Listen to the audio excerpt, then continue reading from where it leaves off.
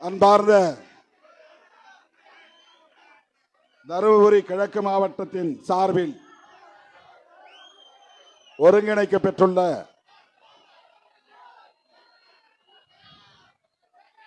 தேர்தல் நிதியளிப்பு, அங்கீகார வெற்றி, திருச்சி பேரணி தீர்மான விளக்கம் ஆகியவற்றுக்காக ஒருங்கிணைக்கப்பட்டு நடைபெற்றுக் கொண்டிருக்கிற இந்த மாபெரும் பொதுக்கூட்டம் என்பதை விட மாநாட்டின் தலைவர்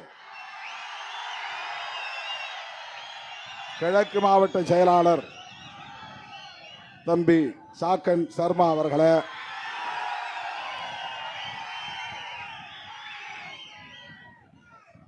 முன்னிலை வகித்து சிறப்பித்துக் கொண்டிருக்கிற மாவட்ட ஒன்றிய நகர பேரூர் பொறுப்பாளர்களே, தகடூர் மா தமிழ்ச்செல்வன் அவர்களே, கி கோவேந்தன் அவர்களே, போமு நந்தன் அவர்களே மற்றும் நம்முடைய அழைப்பை ஏற்று இந்த நிகழ்வில் பங்கேற்று சிறப்பித்துக் கொண்டிருக்கிற திராவிட முன்னேற்ற கழகத்தின் தருமபுரி மாவட்ட பொறுப்பு அமைச்சர்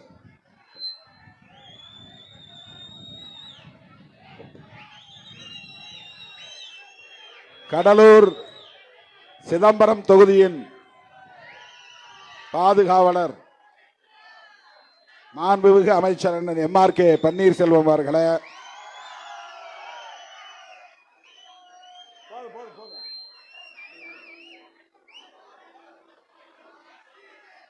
அவருடன் வருகை தந்திருக்கிற திராவிட முன்னேற்ற கழகத்தின் மேற்கு மாவட்ட செயலாளர் மேனாள் அமைச்சர்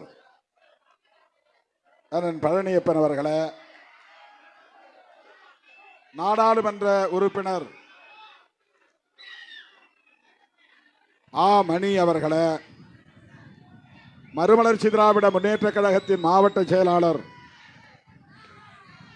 கோ ராமதாஸ் அவர்களே, CPM மாவட்ட செயலாளர் சிசுபாலன் அவர்களே, திராவிடர் கழகத்தின் மாவட்ட தலைவர் தமிழ்ச்செல்வன் அவர்களே, திராவிட முன்னேற்ற கழகத்தின் அரூர் பேரூராட்சி துணைத் தலைவர் சூர்யா தனபால் அவர்களே, நகர செயலாளர் முல்லை ரவி அவர்களே, இமயம் இம்ரான் அவர்களே, நியாஸ் அவர்களே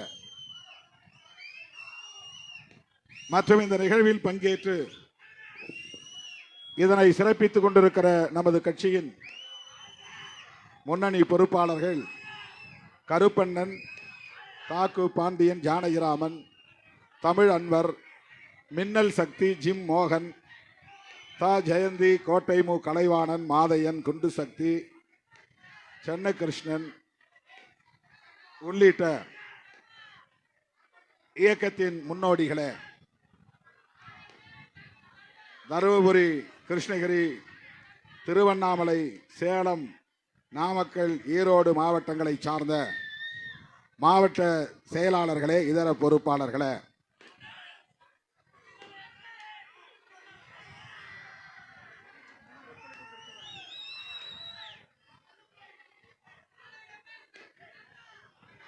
மற்றும் இந்த நிகழ்வில் மாவட்ட நிர்வாகத்திற்கு முழுமையான ஒத்துழைப்பை நல்கிய தோழர்கள் வினோத், சென்னகிருஷ்ணன், செந்தில், கேசவன், சாந்தலிங்கம், தீரன், தீர்த்தகிரி, ஆனந்தன், முருகன், சாக்ரட்டிஸ், ராஜ்குமார், இளையராஜா, ஆறுமுகம், ரகுநாத், வேம்பை, முருகன் உள்ளிட்ட தோழர்களே, அரூர் நகர செயலாளர் மு சித்தார்த்தன் அவர்களே, உள்ளாட்சி பிரதிநிதிகளே, மகளிர் விடுதலை இயக்கத்தை சார்ந்த நிர்வாகிகளே, அனைத்து ஆசிரியர் கூட்டமைப்பை சார்ந்த தோழர்களே, தோழர் ஆதவன் தீட்சண்யா உள்ளிட்ட இடதுசாரி இயக்கங்களை சார்ந்த தோழர்களே, டாஸ்மாக் தொழிலாளர் விடுதலை முன்னணி, அரசு போக்குவரத்து கழகத்தை சார்ந்த தோழர்கள், தொண்டரணியை சார்ந்த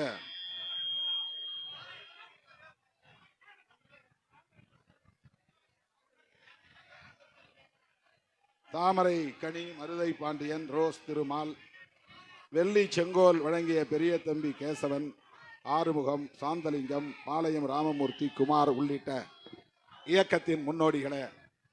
தம்பி எழுச்சி பாப்பா, தம்பி எழுந்துரு, சக்தி எழுந்துருங்க, எழுந்திருச்சு ஒத்துழைப்பு கொடுங்க, எழுந்துருங்க. போலீஸ் சொல்றதை கேளுங்க. எப்படி நான் பேச முடியும்? இப்படி பிரஷர் கொடுத்தீங்கன்னா நான் எப்படி பேச முடியும்? தள்ளி உட்காருங்க.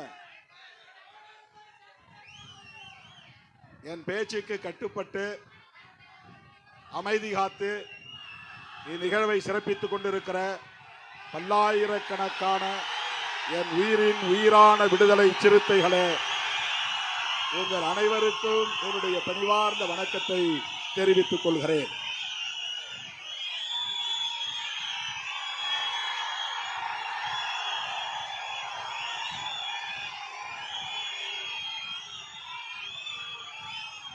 மேடையின் வலது பக்கமும் இடது பக்கமும் பின்னாலும் இருக்கிறவர்களுக்கு வணக்கம் இல்லை. அவர்கள் என் பேச்சுக்கு கட்டுப்படாதவர்கள்.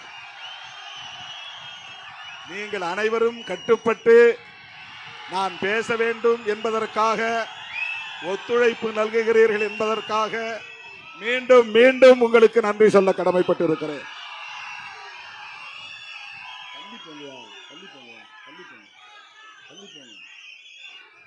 தள்ளி போங்க. இப்படி பின்னால போய் கொஞ்சம் தள்ளி நில்லுங்க, தயவுசெய்து தள்ளி நில்லுங்க. பின்னால போங்க. இப்படி எதுக்காக நிக்கிறீங்க புரியல. அதை விட்டுருங்க, அதை விட்டுருங்க, அதை விட்டுருங்க, அதை விட்டுருங்க. போங்க தம்பி, தள்ளுங்க. அன்வர் எல்லாம் பின்னால போங்க, போங்க. போலீஸ் பார்த்துக்குவாங்க, நீங்க பின்னால போங்க.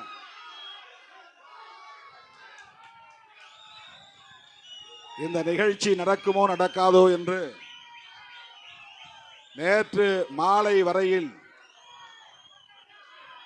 ஒரு குழப்பம் நிலவியது. தள்ளி வைக்கலாம் என்ற முடிவுக்கு நான் வந்து நேற்றைக்கு முதல் நாள் ஷாக்கன் சர்மா அவர்களை தொலைபேசியிலே தொடர்பு கொண்டு மிகுந்த வலியோடு, வேறு வழி இல்லை, தயவு கூர்ந்து இன்னொரு நாள் வைத்துக் கொள்ளலாம், தள்ளி வையுங்கள் என்று கேட்டுக்கொண்டேன்.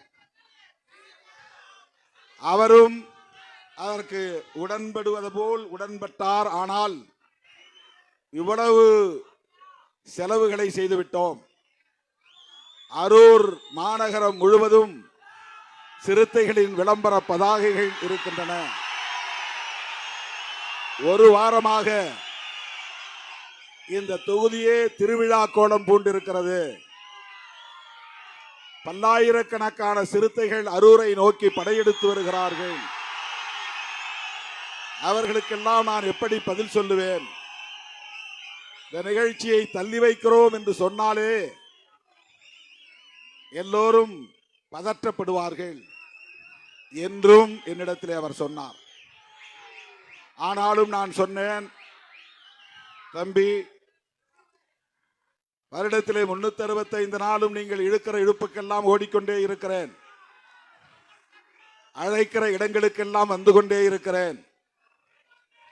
எனக்கென்று தனியே எந்த நேரமும் இல்லை, தனிமை இல்லை. இந்த முறை நான் என்னுடைய சின்னம்மாவின் உடல் நலம் கவலைக்கிடமாக இருக்கிற சூழலில் எந்த நேரத்திலும் எதுவும் நடக்கலாம் என்கிற ஆபத்தான நிலையில் நான் எப்படி வெளியே வர முடியும்? அவரோடு நான் இருக்க வேண்டியிருக்கிறது என்று நான் தழுதழுத்த குரலில் அவரிடத்தில் சொன்னேன். ஆனாலும் சில நிமிடங்கள் கழித்து என் மனம் ஒப்பவில்லை. நீண்ட இடைவெளிக்கு பிறகு அரூரிலே பொதுக்கூட்டம். மிகுந்த எதிர்பார்ப்போடு நீங்கள் எல்லாம் அணிதிரண்டு வருவீர்கள். உங்களை எப்படி ஏமாற்றுவது என்ற ஒரு தயக்கம் எனக்குள்ளே இருந்தது. அதே போல சென்னையில ஆணவ கொலைகள் தடுப்பு சட்டம் நிறைவேற்ற சொல்லி எனது தலைமையில் ஆர்ப்பாட்டம். பெரும் மன அழுத்தத்திற்கிடையில, வலிகளுக்கிடையில நான் மறுபடியும் முகநூல் நேரலையில் பேசினேன். 9ஆம் தேதி திட்டமிட்டவாறு அரூரிலே பொதுக்கூட்டம் நடக்கும், நான் வருவேன். சென்னையிலே காலையில் ஆர்ப்பாட்டம் நடக்கும், நான் வருவேன் என்று முகநூல் நேரலையில் நேற்று மாலைதான் உறுதிப்படுத்தினேன். நான் பெரம்பலூரில் இருந்துதான் அம்மாவை பார்த்துவிட்டு கவலைக்கிடமான நிலையில் இருக்கிற சூழலில் என்னுடைய தம்பிகள் மற்றும் குடும்பத்தை சார்ந்தவர்களை அம்மாவுடனேயே இருங்கள், நான் ஒரு பொதுக்கூட்டத்திற்கு போய்விட்டு வந்து விடுகிறேன். என் உயிரின் உயிரான விடுதலை சிறுத்தைகள் பல்லாயிரக்கணக்கிலே திரண்டு காத்திருப்பார்கள். வேறு வழியில்லை.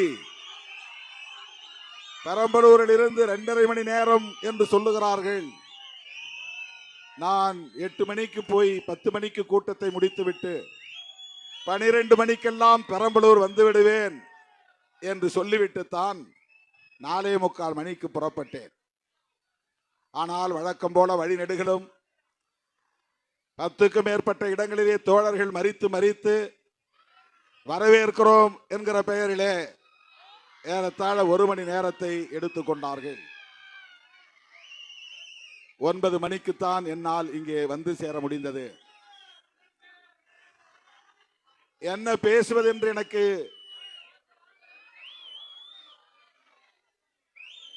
தெரியவில்லை, எதை பேசுவது என்று விளங்கவில்லை.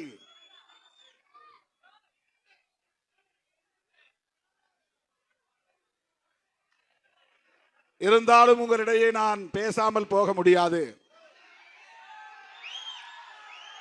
இந்த கூட்டம்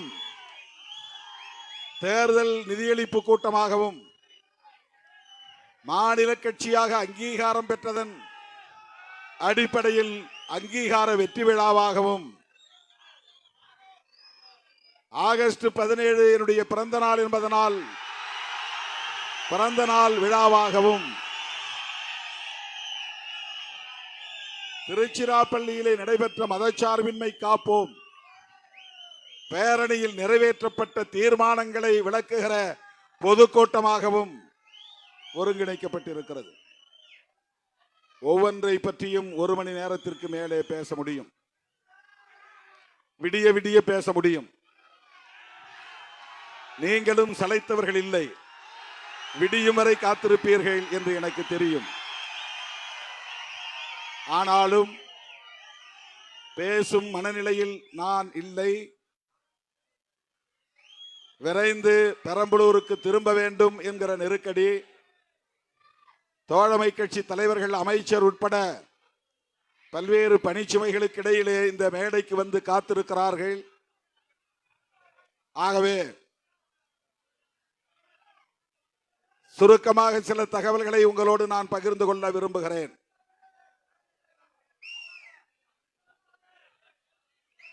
இந்த நிகழ்ச்சி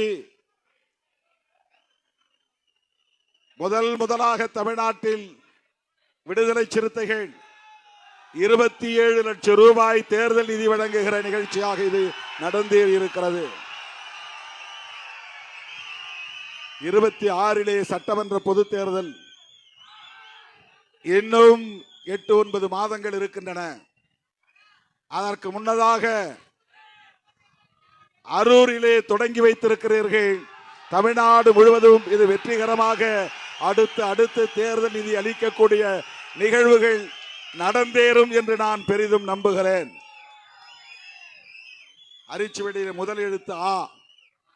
தொகுதியிலேயே 234 தொகுதியிலேயே அரூர் முதலிடத்திலே இருக்கிறது. ஆவில் தொடங்குகிறது. அரூர் என்றால் அரிய ஊர் என்று பொருள், மிகவும் அரிதான ஊர் என்று பொருள். இதுபோல் ஒரு ஊர் வேறு எங்கும் இல்லை. அவ்வளவு அரிதான ஒரு ஊர் அரூர் என்று சொல்லத்தக்க வகையில் வேறு எந்த தொகுதியிலும் இவ்வளவு நிதி தர முடியாது என்று வெல்லத்தக்க வகையில வேறு எவராலும் விடுதலை சிறுத்தைகளால் இதை மிஞ்ச முடியாது என்று சொல்லக்கூடிய வகையில எடுத்த எடுப்பிலேயே 27 லட்சம் ரூபாய் நிதியை வழங்கிய என் உயிரின் உயிரான விடுதலை சிறுத்தைகள் அனைவருக்கும், மாவட்ட நிர்வாகிகள் யாவருக்கும் என்னுடைய நெஞ்சார்ந்த நன்றியை உரித்தாக்குகிறேன்.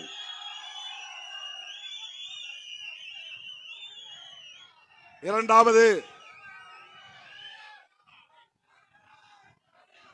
27 லட்சம் ஒரு நாள் செலவுக்கு போதாது. தேர்தலிலே மற்ற கட்சிகளோடு ஒப்பிட்டால் 1 மணி நேர செலவுக்கு கூட போதாது. திமுகவோடு ஒப்பிட்டால் ஒரு நொடிக்கு கூட இந்த பணம் பத்தாது. அவ்வளவு செலவு, தேர்தல் செலவு, திமுக போன்ற கட்சிகள் சந்திக்கிற செலவு. ஆனால் நமக்கு இது பெரிய தொகை, மிகப்பெரிய தொகை. தோழர்களே, மனமு வந்து இந்த பணம் அனைத்தும், சாக்கன் சர்மா கையிலே கொடுக்கிற பணம் அனைத்தும் திருமாவளவன் கைகளுக்கு போகும் என்கிற நம்பிக்கையோடு வாரி வழங்கிய உங்கள் அனைவருக்கும் என்னுடைய நெஞ்சார்ந்த நன்றியை மீண்டும் ஒரு முறை உரித்தாக்குகிறேன். அடுத்து தேர்தல் அங்கீகாரம். தமிழ்நாட்டு அரசியலில் கடுமையான நெருக்கடிகளை எல்லாம் தாண்டி ஏறத்தாழ 1/4 நூற்றாண்டு காலம் தாக்கு பிடித்து அவதூறுகளையும் அவமானங்களையும் சுமந்து அனைத்து வலிகளையும் சகித்துக் கொண்டு தாக்கு பிடித்து நின்றோம்.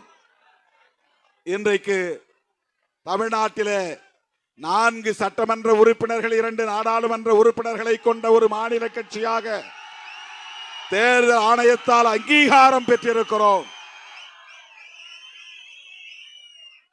அந்த அங்கீகாரத்தை நாம் பெறுவதற்கு வாக்குகளை வாரி வழங்கிய சிதம்பரம் தொகுதி வாக்காளர் பொதுமக்களுக்கும், விழுப்புரம் தொகுதி வாக்காளர் பொதுமக்களுக்கும், அந்த 4 சட்டமன்ற தொகுதியை சார்ந்த வாக்காளர் பொதுமக்களுக்கும் முதலில் நன்றியை சமர்ப்பிக்கிறோம். அதே நேரத்தில் இந்த வெற்றிக்கு அனைத்து வகையிலும் ஒத்துழைப்பு நல்கி நம்மை வெற்றி பெற செய்த திராவிட முன்னேற்ற கழகத்தின் தலைவர் அண்ணன் தளபதி மு.க. ஸ்டாலின் அவர்களுக்கும், மேடையிலே அமர்ந்திருக்கிற அண்ணன் எம்.ஆர்.கே. பன்னீர்செல்வம் உள்ளிட்ட திராவிட முன்னேற்ற கழகத்தின் முன்னணி தலைவர்களுக்கும், தோழமை கட்சிகளை சார்ந்த பொதுமக்களுக்கும், வாக்காளர் பொதுமக்களுக்கும், தொண்டர்களுக்கும் இந்த நேரத்தில் எனது நெஞ்சார்ந்த நன்றியை உரித்தாக்குகிறேன். இந்த 1/2 நூற்றாண்டு காலத்தில் தலித்துகளின் பெயரால் உருவான கட்சிகள், அம்பேத்கரின் பெயரால் உருவான கட்சிகள் ஒரு மாநில கட்சியாக அங்கீகாரம் பெற முடியவில்லை. நாடு விடுதலை பெற்ற இந்த 75 ஆண்டுகளில் இந்திய அளவிலே உத்தரப்பிரதேசத்தில் பிஎஸ்பி, மகாராஷ்டிராவில் ராம்தாஸ் அத்வாலே, பீகாரிலே ராம்விலாஸ் பாஸ்வான், அதற்கு அடுத்தபடியாக ஒரு மாநில கட்சியாக அங்கீகாரம் பெற்றது விடுதலை சிறுத்தைகள் கட்சிதான். ராம்தாஸ் அத்வாலே கட்சி கூட மாநில கட்சியாக அங்கீகாரம் பெற்றதா என்று எனக்கு தெரியவில்லை.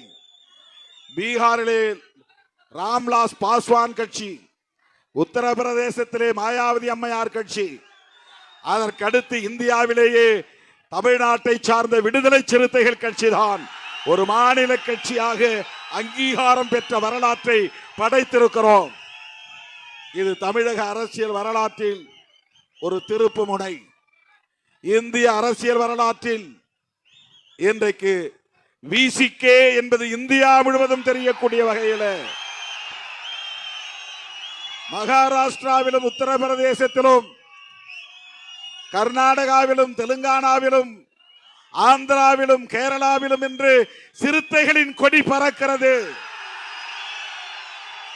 அந்த அளவுக்கு இன்றைக்கு அகில இந்திய பார்வையை, அகில இந்திய அளவில் மக்களின் பார்வையை ஈர்த்திருக்கிற ஒரு பேர் இயக்கமாக இந்த இயக்கம் அங்கீகாரம் பெற்றிருக்கிறது.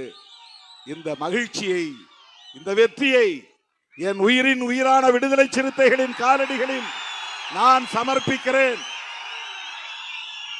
அங்கீகாரம் பெற்றவுடன் சொன்னேன், சிதம்பரம் தொகுதியில் இந்த இயக்கத்திற்காக ரத்தம் சிந்தியவர்களின், காயம்பட்டவர்களின் காலடிகளிலே நான் இந்த அங்கீகாரத்தை சமர்ப்பிக்கிறேன் என்று சொன்னேன். அந்த நன்றி பெருக்கோடு மீண்டும் இதனை நான் சமர்ப்பிக்கிறேன். தோழர்களே, அடுத்து என்னுடைய பிறந்த நாள் தமிழர் எழுச்சி நாளாக கொண்டாடப்படுகிறது. ஆண்டுதோறும் ஒரு கருப்பொருள் செயல் திட்டத்திற்கான அறிவிப்பாக நாம் வெளியிடுவதுண்டு. கடந்த முறை சமூக நீதி, சமூகங்களின் ஒற்றுமை, அதுதான் பிறந்த நாள் விழாவுக்கான கருப்பொருள். அதற்கு முன்னதாக நாடெங்கிலும் பனை விதை ஊன்றுவோம் என்பதுதான் அந்த ஆண்டுக்கான கருப்பொருள். இப்படி ஒவ்வொரு ஆண்டும் நாம் ஏதேனும் ஒரு கருப்பொருளை முன்வைத்து அதனை முன்னிறுத்தி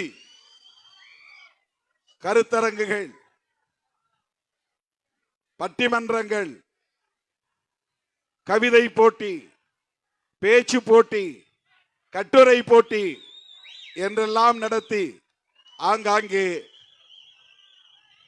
இளைஞர்களிடையே, மாணவர்களிடையே, அறிவார்ந்த சமூகத்தினரிடையே நம்முடைய கருத்துக்களை கொண்டு போய் சேர்க்கிற பணிகளை, செயல் திட்டங்களை நடைமுறைப்படுத்தி இருக்கிறோம்.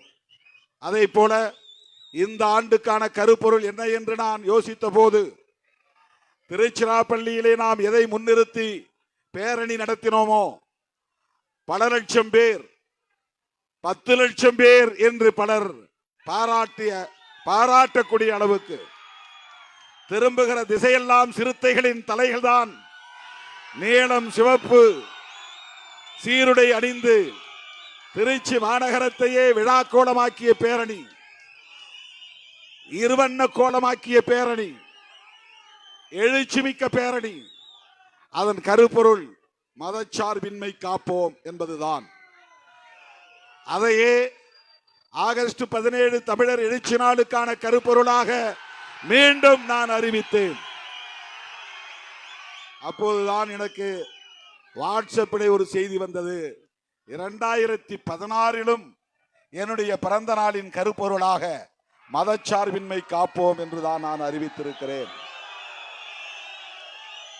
ஆக நாம் எடுத்துக்கொண்ட கொள்கையிலே கொஞ்சம் கூட வழுவாமல், நழுவாமல், விலகாமல் உறுதிப்பாட்டோடு நிற்கிறோம், வீறு நடை போடுகிறோம், கொள்கை பகைவர்களை நடுநடுங்க வைக்கிறோம் என்பதை என்னால் புரிந்து கொள்ள முடிந்தது.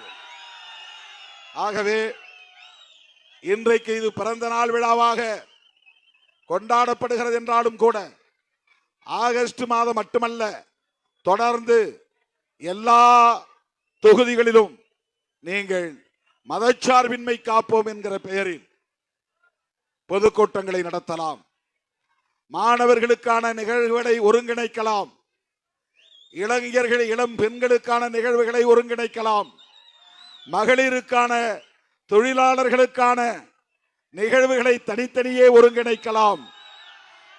எங்கு பார்த்தாலும் மதச்சார்பின்மை காப்போம், மதச்சார்பின்மை காப்போம், மதச்சார்பின்மை காப்போம் என்ற முழக்கமே ஒலிக்க வேண்டும்.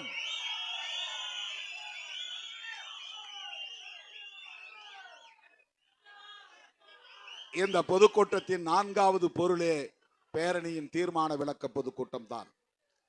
பிறந்த நாளின் கருப்பொருளும் அதே.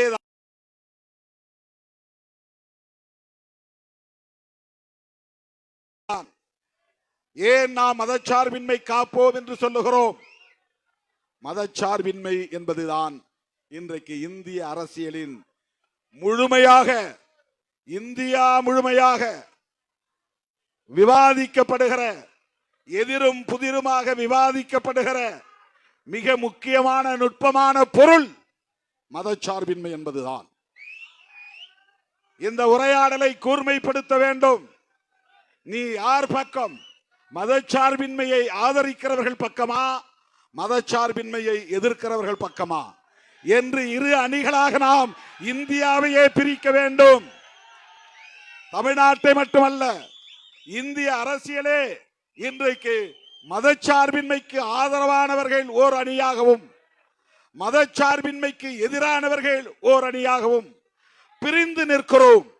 அதுதான் உண்மை அரசியல், புரிந்து கொள்ள வேண்டிய அரசியல். நம்மை எல்லாம் மனிதர்களாய் தலை நிமிர வைத்த நம்முடைய மகத்தான தலைவர் புரட்சியாளர் அம்பேத்கர் அவர்கள் வகுத்தளித்த அரசமைப்பு சட்டத்தின் உயிர் மூச்சு கோட்பாடு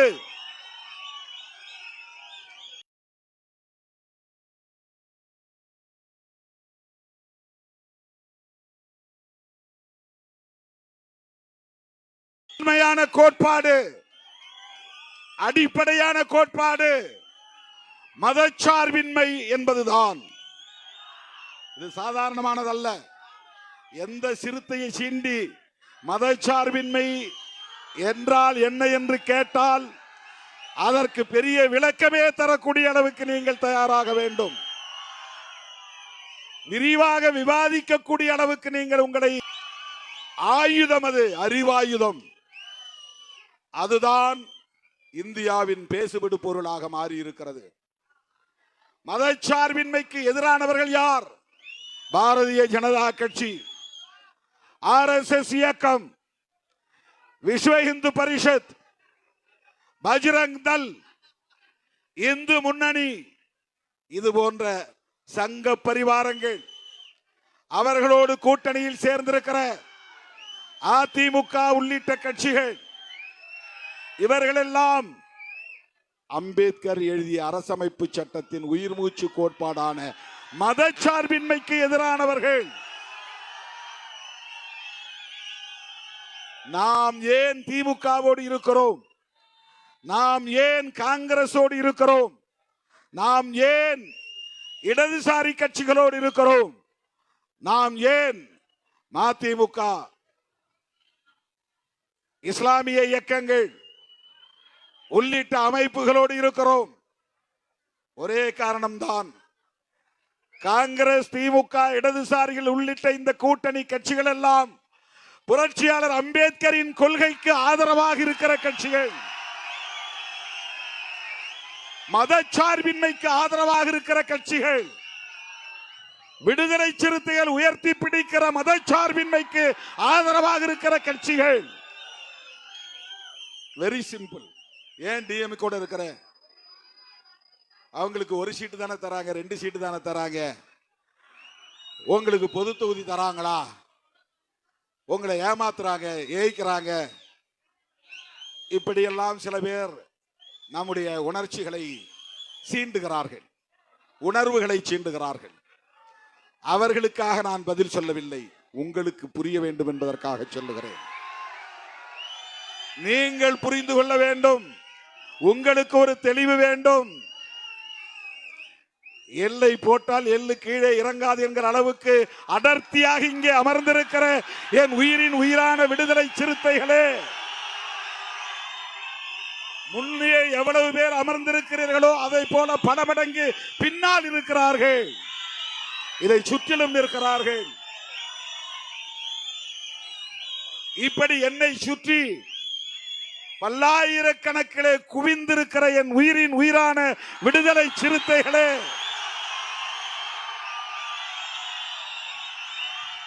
நீங்கள் புரிந்து கொள்ள வேண்டும்.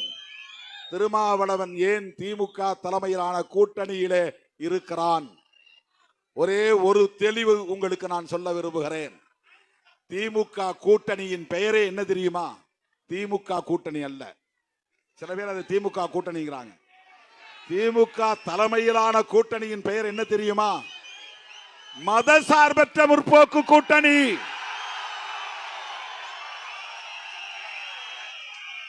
கலைஞர், முத்தமிழறிஞர் கலைஞர் அவர்கள் இந்த கூட்டணிக்கு பெயர் வைக்கிற போது மதச்சார்பின்மையை கூட்டணியின் பொறுப்பாக வைத்திருக்கிறார், தலைப்பாக வைத்திருக்கிறார். எங்க கூட்டணியே மதசார்பற்ற முற்போக்கு கூட்டணி. கூட்டணியே மதசார்பற்ற கூட்டணி. இப்ப ஏன் திருமாவளவன் திமுக கூட்டணியில் இருக்கிறான் என்பதற்கு உங்களுக்கு ஒரு தெளிவு கிடைத்திருக்கும். எவனாவது கேட்டான்னா இதை தூக்கி வீசுங்க. மதச்சார்பின்மைக்காக இருக்கிறோம். எங்களுக்கு சீட்டு பெரிசு இல்லை, தேர்தல் பெரிதல்ல. எங்கள் தலைவர் வரையறுத்து தந்த, வகுத்தளித்து தந்த உயிர் மூச்சு கோட்பாடான மதச்சார்பின்மையே பெரிது. அதற்காக இருக்கிறோம், அதற்காக இருக்கிறோம், அதற்காக இருக்கிறோம்.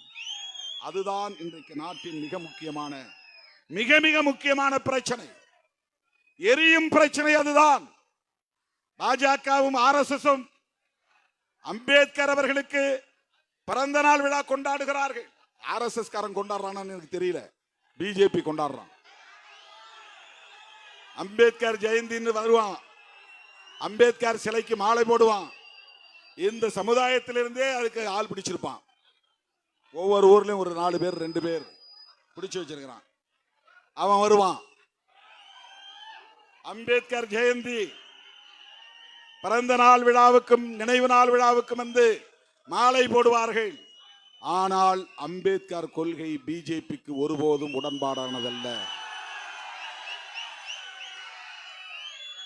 அவர் வரையறுத்து தந்திருக்கிற இந்த அரசமைப்பு சட்டத்தில் பல முக்கியமான கோட்பாடுகள் இருக்கின்றன. புளூரலிசம், பன்மைத்துவம் என்பது ஒரு கோட்பாடு. பெடரலிசம், கூட்டாட்சி தத்துவம் என்பது ஒரு கோட்பாடு. செக்குலரிசம் என்ன? செக்குலரிசம் என்ன? மதச்சார்பின்மை. செக்குலரிசம் மதச்சார்பின்மை, இது ஒரு கோட்பாடு. இந்த இசம், பெடரலிசம், புளூரலிசம், செக்குலரிசம் என்கிற இந்த கோட்பாடுகளுள் பிஜேபி காரனுக்கு மிகப்பெரிய உறுத்தலாக இருப்பது எது தெரியுமா? செக்குலரிசம் தான். அதை அரசமைப்பு சட்டத்திலிருந்து எடுக்கணும், நீக்கணும். அதுதான் பிஜேபியினுடைய நோக்கம். இதை இல்லை என்று ஒரு பிஜேபி காரனால் பேச முடியுமா?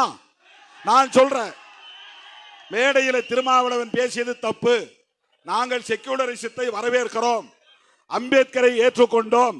அவர் எழுதிய அரசமைப்பு சட்டத்திலே மிக முக்கியமான கோட்பாடாக இருக்கிற மதச்சார்பின்மை என்கிற செக்குலரிசத்திற்கு நாங்கள் ஆதரவாகத்தான் இருக்கிறோம் என்று ஒரே ஒரு பிஜேபி காரன் மேடையிலே ஏறி பேச முடியுமா?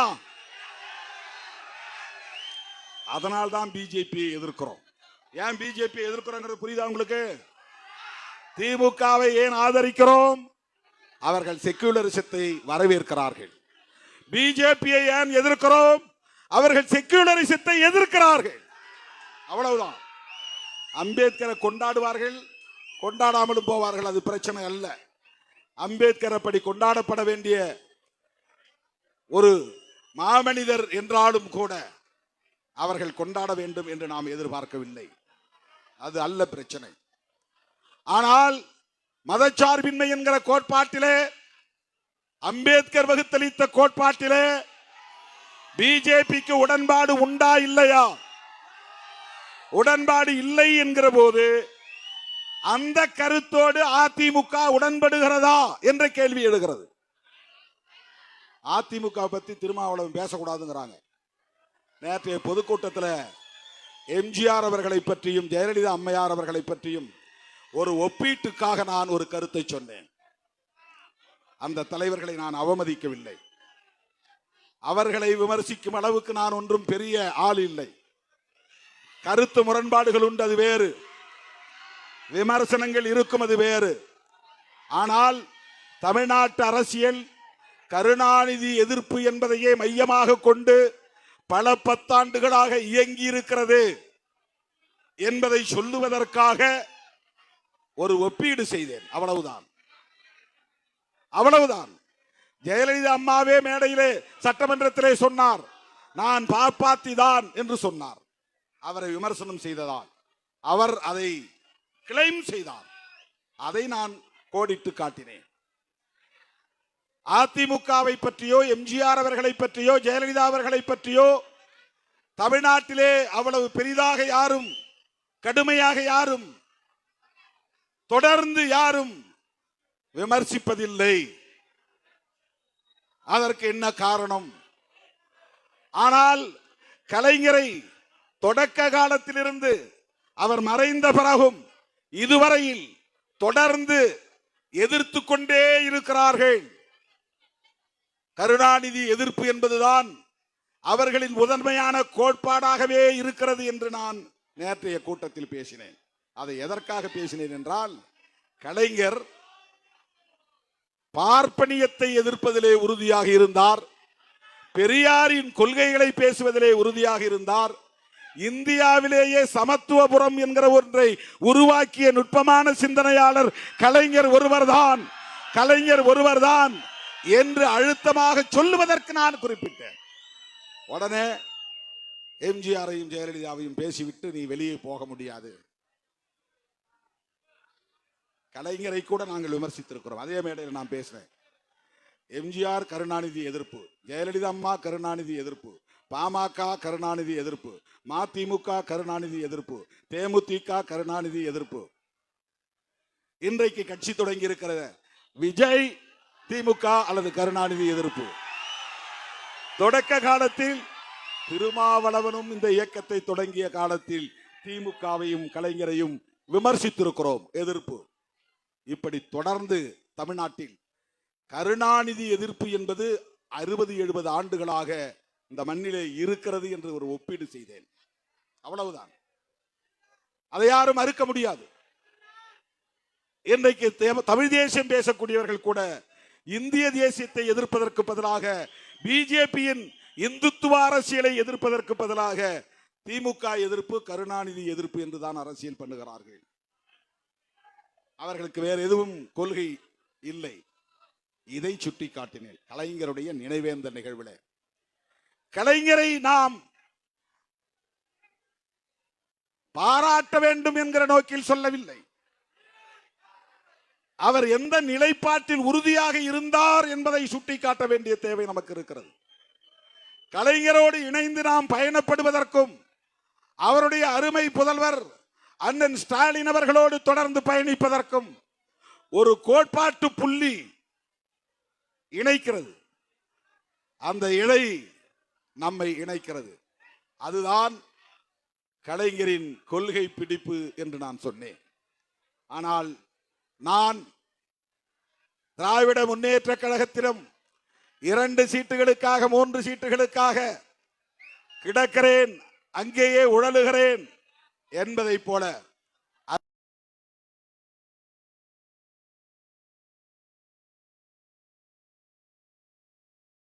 அருவருப்பான அவதூறுகளை பரப்புகிறார்கள்.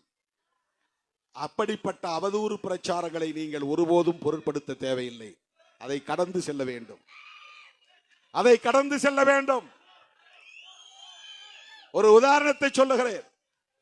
கலைஞரை அரசியல் கட்சி தலைவர்கள் மட்டும் எதிர்க்கவில்லை, பலர் எதிர்த்தார்கள். சூப்பர் ஸ்டார் ரஜினிகாந்த் கலைஞருக்கு நெருங்கிய நண்பர்தான். ஒரு தேர்தலிலே சூப்பர் ஸ்டார் போய் ஓட்டு போடுகிறார். அந்த ஓட்டை பின்னால் இருந்து ஒருத்தன் வீடியோ எடுக்கிறான். அந்த வீடியோவை எடுத்து வெளியில டிவியில காட்டுறான். அதிகாலையிலேயே ஓட்டு போடுறார். இரட்டை இலைக்கு ஓட்டு போடுகிறார். ஓட்டு போட்டு விட்டு வந்து வெளியே 2 விரலை காட்டி விட்டு போகிறார். ஆனால் அவர் கலைஞருக்கு நெருக்கமான நண்பர். அடுத்த நாளே கலைஞர் சூப்பர் ஸ்டார் ரஜினிகாந்த் அவர்களோடு போய் உட்கார்ந்து படம் பார்க்கிறார். தனக்கு எதிராக சிந்திக்கிறார்கள் என்றாலும் கூட, தனக்கு எதிராக வாக்களிக்கிறார்கள் என்றாலும் கூட, தன்னுடைய ரசிகர்களை எல்லாம் திமுகவுக்கு எதிராக ஓட்டு போடுங்கள் என்று மறைமுகமாக சொல்லுகிறார் ரஜினிகாந்த் என்றாலும் கூட, அதையெல்லாம் சகித்துக் கொள்ளுகிற சகிப்புத்தன்மை கலைஞரிடத்திலே இருந்தது. அதை போன்ற சகிப்புத்தன்மை நமக்கும் தேவை. இந்த அரசியல் களத்திலே நாம் நீடிப்பதற்கு, தொடர்ந்து பயணிப்பதற்கு. அவர் கோபப்படல. ரஜினிகாந்த் இப்படி பண்றாரு பாருங்க, அவர் ரெட்டைக்கு போட்டா போட்டுட்டு கமுக்கமா போக வேண்டியது தானே, அதை படம் பிடிச்சு டிவியில போட வாய்ப்பளிக்கிறார். அவரும் வெளியில வந்து 2 விரலை காட்டிட்டு போறார். அப்படின்னா என்ன சைகை? சிக்னல். இதுக்கு போட்டாதீங்க, இதுக்கு போடுங்க, சிக்னல். ஆனால் கலைஞர் ரஜினிகாந்த் மீது கோபப்படவில்லை. கோபப்படவில்லை, அவரை வெறுக்கவில்லை. அவரோடு அடுத்த நாள் போய் உட்கார்ந்து திரைப்படம் பார்க்கிறார். அதுதான் கலைஞரின் சகிப்புத்தன்மை, கலைஞரின் ஆளுமை. தோழர்களே, இதையெல்லாம் நாம் கற்றுக்கொள்ள வேண்டும். எவனாவது சமூக ஊடகங்களிலே எதையாவது கழித்து விட்டு போகட்டும், கழிசடைகள் எதையாவது குப்பைகளை கொட்டிவிட்டு போகட்டும், அதை பொருட்படுத்த தேவையில்லை. திராவிட முன்னேற்ற கழகத்தோடு விடுதலை சிறுத்தைகள் கொண்டிருக்கிற தேர்தல் உறவு என்பது மதச்சார்பின்மை என்கிற கோட்பாட்டை பாதுகாப்பதற்காகத்தான் ராகுல் காந்தியோடும் தளபதி ஸ்டாலின் அவர்களோடும் மார்க்சிஸ்ட் கம்யூனிஸ்ட் கட்சியோடும் இந்திய கம்யூனிஸ்ட் கட்சியோடும் இதர தோழமை சக்திகளோடும் கைகோர்த்து நிற்கிறோம். வேறு யாருக்கு அக்கறை இருக்கிறதோ இல்லையோ, அம்பேத்கரின் கொள்கைகளை பாதுகாப்பதில் சிறுத்தைகளுக்கு கூடுதலான அக்கறை உண்டு.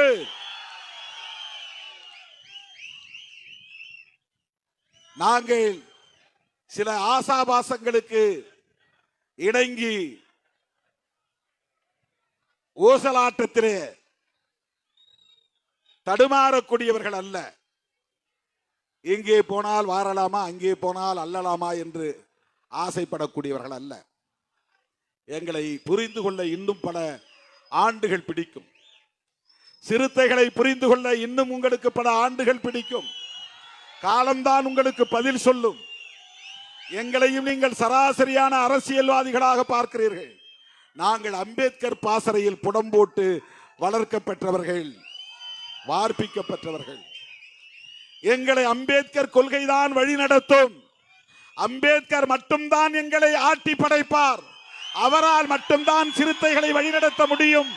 பெரியாரால் மட்டும்தான் சிறுத்தைகளை வழிநடத்த முடியும். வேறு எந்த சக்திகளாலும் திருமாவளவனையோ சிறுத்தைகளையோ வளைத்து விட முடியாது. திருச்சிராப்பள்ளியிலே பல லட்சம் பேரை திரட்டி நாம் நடத்திய பேரணியில் முழங்கிய ஒற்றை முழக்கம் மதச்சார்பின்மை காப்போம் என்பதுதான். அந்த மதச்சார்பின்மை காப்போம் என்கிற பேரணியில் வக்ஃபு திருத்த சட்டத்தை திரும்ப பெற வேண்டும் என்கிற கோரிக்கை உட்பட 13 தீர்மானங்களை நிறைவேற்றி இருக்கிறோம். இந்த ஒவ்வொரு தீர்மானத்தையும் விடுதலை சிறுத்தைகள் படித்து படித்து விவாதித்து தெளிவு பெற வேண்டும். அதுல ஒரு செய்தி, மிக முக்கியமான செய்தி, மதச்சார்பின்மை என்றால் என்ன? மதம் மக்களுக்கானது, அரசுக்கானதல்ல. இதுதான் நாம் சொல்ல வேண்டிய செய்தி. மதம் மக்களுக்கானது. நீயும் நானும் எந்த மதத்திலும் இருக்கலாம், எந்த கடவுளையும் வழிபடலாம், எந்த கலாச்சாரத்தையும் பின்பற்றலாம். நாம் மத நம்பிக்கை உள்ளவர்களை விமர்சிக்கவில்லை, அவர்களின் உணர்வுகளை காயப்படுத்தவில்லை.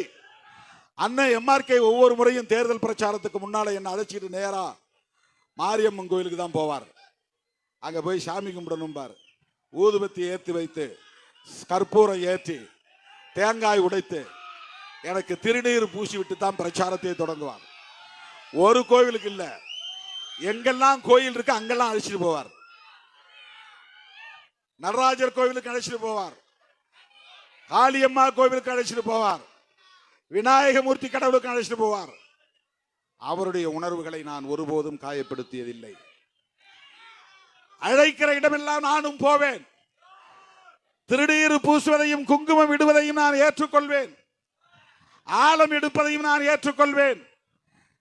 சாமி கும்பிட்டாலும் தோற்று போக வேண்டிய நேரத்தில் தோற்று போகிறோம், சாமி கும்பிட்டாலும் வெற்றி பெற வேண்டிய நேரத்தில் வெற்றி பெறுகிறோம். வெற்றி தோல்வி சாமி கும்பிடுவதில் இல்லை, மக்களை கும்பிடுவதில் இருக்கிறது.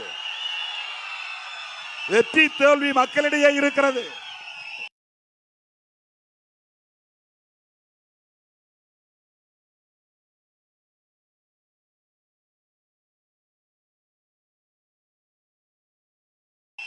கடவுளை வழிபடுவது நம்முடைய உணர்வு, அவ்வளவுதான். கடவுளை வழிபடுவது நம்முடைய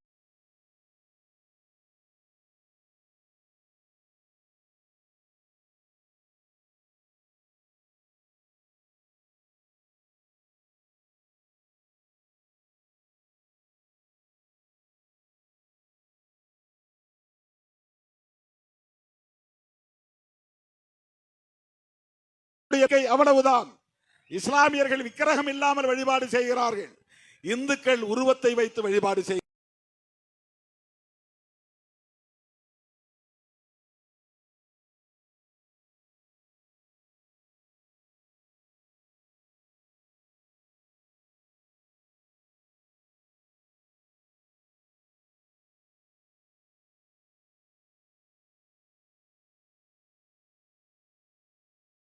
அழிச்சிட்டாரு. உங்கள் கொள்கைகளை சனாதனத்தை அழிப்பதற்காக பிறந்திருப்பவன் திருமாவளவன். அம்பேத்கரின் பிள்ளை பெரியார் கடவுள் நம்பிக்கை தான். அவர்களின் உணர்வையும் மதிக்கிறோம். தொப்பி வைக்கிறார்கள், இங்க வந்து விட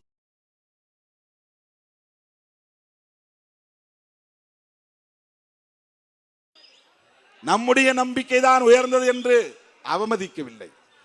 எங்க அம்மாவுக்கு கடவுள் நம்பிக்கை இருக்கு. நான் வெளியே போகும்போதும் உள்ள வரும்போதும் தேர்தல் நேரத்தில் அவங்க ஆளை எடுத்து வரவேற்கிறாங்க, திருநீர் பூசுறாங்க, திருஷ்டி கழிக்கிறாங்க. அம்மா வேணான்னு நான் ஒரு நாளும் சொன்னதில்லை. அவர் வச்சுட்டாரு, நான் பாட்டு தலையை குனினா கூட குனிவேன், கொஞ்ச நேரத்தில் எடுத்து தான் ஆகணும். தலையை சுத்தி கொண்டு போய் வெளியே பூசுறாங்க. அந்த உணர்வை நாங்கள் மதிக்கிறோம். கும்பாபிஷேகத்துக்கு கூப்பிடுறாங்க, போற தண்ணியை கொடுத்து தலையில நீதான் இந்த கலசத்தை தூக்கிட்டு வரணுங்கிறாங்க, தூக்கிட்டு போறேன். கலசத்துல ஊத்துன்றாங்க, ஊத்துறேன். ஜனங்க மேல தெளின்றாங்க, தெளிக்கிறேன். இதெல்லாம் மக்களிட்ட கட்டளையை செய்கிறேன், அவ்வளவுதான். மக்கள் விருப்பத்தை நிறைவேற்றுகிறேன், அவ்வளவுதான். என் மீது நம்பிக்கை வைத்திருக்கிற மக்களுக்கு நான் கட்டுப்படுகிறேன், அவ்வளவுதான். மதம் மக்களுக்கானது, அரசுக்கானதல்ல. அரசு எந்த மதத்தையும் சார்ந்திருக்க கூடாது. இதுதான் மதச்சார்பின்மை. இந்த கருத்தை அம்பேத்கர் முன்மொழிந்த போது கடுமையான எதிர்ப்பு வந்த சூழலில் அந்த கருத்துக்கு துணையாக இருந்தவர்கள் யார் தெரியுமா? அம்பேத்கருக்கு அன்றைக்கு உற்ற துணையாக இருந்தவர்கள் யார் தெரியுமா? ரொம்ப முக்கியமான செய்தி, சத்தம் போடாம கேட்கணும். ரொம்ப ரொம்ப முக்கியமான செய்தி. அம்பேத்கர் அவர்கள் இந்த புதிதாக உருவாக்க இருக்கிற இந்திய அரசுக்கு அரச மதம் கூடாது என்ற நிலைப்பாட்டை எடுக்கிறார். No religion for our state. நம்முடைய இந்திய அரசுக்கு மதம் இல்லை என்ற முடிவை எடுக்கிறார். எல்லோரும் கடுமையாக எதிர்க்கிறார்கள். அப்போது அம்பேத்கரின் கருத்துக்கு, இந்த ஒரு கருத்துக்கு மட்டும் துணையாக இருந்தவர்கள் 2 பேர். ஒருவர் பண்டிட் ஜவஹர்லால் நேரு, ஜவஹர்லால் நேரு. இன்னொருவர் யார் தெரியுமா? அம்பேத்கரின் பரம வைரி. பரம வைரி, பரம வைரினா பரம எதிரி, வைரினா எதிரி. அம்பேத்கரின் மிக முக்கியமான கொள்கை பகைவர் யார் என்றால் யாரு? காந்தியடிகள். காந்தியடிகள். அவருடைய தியாகம் ஒரு புறம், போராட்டம் ஒரு புறம், அதையெல்லாம் மதிக்கிறோம், வணங்குகிறோம், அது வேறு. ஆனால் சனாதன கருத்திலே அவருக்கு நம்பிக்கை இருந்தது. அப்படிப்பட்டவர் சாதி இருக்கட்டும் என்று சொன்னார், தீண்டாமை ஒழியட்டும் என்று சொன்னார். அந்த காந்தியடிகள் அம்பேத்கருக்கு துணையாக இருந்த ஒரே கருத்து எது தெரியுமா? மதச்சார்பின்மை, செக்குலரிசம். அதனால்தான் காந்தியை நாத்ராம் கோட்சே சுட்டுக் கொன்றான். நாத்ராம் கோட்சே யார்? மகாராஷ்டிராவை சார்ந்த சித்பவன் என்கிற ஒரு பிராமண குடும்பத்தை சார்ந்தவன். காந்தி அவர்களின் கருத்தை ஏற்றுக்கொண்டவர். ஆனாலும் அவரை சுட்டுக் கொன்றார்கள். ஏனென்றால் அம்பேத்கர் முன்மொழிந்த மதச்சார்பின்மை என்கிற கருத்தை ஆதரித்த காரணத்தினால் காந்தியை சுட்டுக் கொன்றார்கள். இது வரலாறு. அந்த காங்கிரஸ் கட்சியின் பாரம்பரியத்திலே வந்தவர்தான் இந்திரா காந்தி அம்மையாரும். ஜவஹர்லால் நேரு அவர்கள் அம்பேத்கருக்கு இந்த கருத்திலே உடன்பட்டதை போல 1976 அரசமைப்பு சட்டத்தின் முகப்புரையை திருத்தி அதிலே அம்பேத்கர் அவர்கள் விட்டுவிட்ட சொல்லை இணைத்தார். 76 மிசா வந்த போது சோசலிஸ்ட், செக்குலர் என்கிற 2 சொற்களையும் திருத்தம் செய்து இணைத்தவர் இந்திரா காந்தி அம்மையார். அந்த இந்திரா காந்தியின் பேரன் ராகுல் காந்தியோடு திருமாவளவன் கைகோர்த்து நிற்கிறார். ஈழத் தமிழர்களின் பிரச்சனையிலே நமக்கு காங்கிரசோடு முரண்பாடு உண்டு. முள்ளிவாய்க்கால் இனக்கொலையிலே காங்கிரசோடு நமக்கு முரண்பாடு உண்டு. ஆனால் இந்திய அரசியலிலே புரட்சியாளர் அம்பேத்கரின் கருத்துக்கு உற்ற துணையாக இருக்கிற இந்திரா காந்தியின் பேரன் ராகுல் காந்தியோடு நாம் கைகோர்த்து நிற்கிறோம். ராகுல் காந்தியோடும் தளபதி முத்துவேல் கருணாநிதி ஸ்டாலின் அவர்களோடும் சிறுத்தைகள் ஏன் கைகோர்க்கிறோம் என்பதை இதில் இருந்து நீங்கள் புரிந்து கொள்ள வேண்டும். என் உயிரின் உயிரான விடுதலை சிறுத்தைகளே, உங்களிடம் நிறைய பேச ஆசை, நேரம் இல்லை, விரைந்து செல்ல வேண்டும் என்கிற பதற்றத்தில் இருக்கிறேன். நீங்கள் அனைவரும் பாதுகாப்பாக திரும்ப வேண்டும். 2026 சிறுத்தைகளின் ஆண்டு. தமிழ்நாட்டின் தலைவிதியை தீர்மானிக்கிறவர்கள் விடுதலை சிறுத்தைகள், விடுதலை சிறுத்தைகள், விடுதலை சிறுத்தைகள். முடிக்கிறேன். நன்றி, வணக்கம்.